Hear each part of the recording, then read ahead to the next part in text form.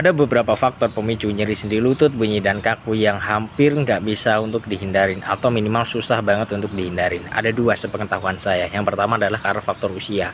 Usia itu semua dari kita pasti akan menua ya. Walaupun usia saya baru 20-an, tapi kedepannya pasti akan menua gitu ya.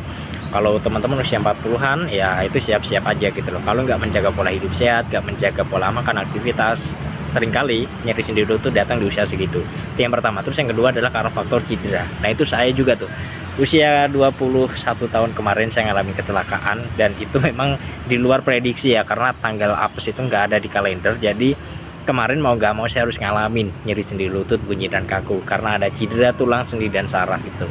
Dan pada saat itu saya sempat hampir putus asa ya, karena saya lihat tetangga saya, orang-orang yang saya kenal itu mereka hampir semua itu nggak bisa aktivitas lagi secara maksimal gitu loh. Sholat harus pakai kursi, bahkan ada tetangga saya di depan rumah saya itu dia harus sampai kursi roda, nggak bisa berdiri, itu nggak bisa karena sendi lututnya sudah kerusakannya parah gitu loh.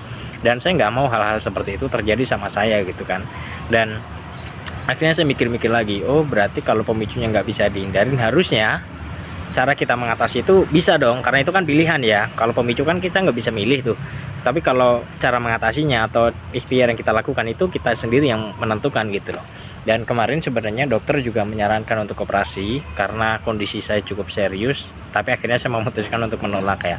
Dan yang saya lakukan adalah memperbaiki. Jadi fokus saya itu bukan mengobati tapi memperbaiki dari akar masalahnya. Akhirnya yang saya lakukan adalah saya konsumsi beberapa nutrisi tambahan atau suplementasi supaya terjadi recovery dari dalam. Nah ada tiga ya. Yang pertama kalsium, yang kedua pelumas sendi, yang ketiga ada nutrisi untuk memperbaiki kerusakan saraf. Dan bersyukurnya walaupun tanpa operasi, tanpa terapi, tanpa juga ketergantungan dengan obat pereda nyeri, ya alhamdulillah kurang dari 3 bulan saya bisa aktivitas lagi tanpa ngalamin masalah itu semua.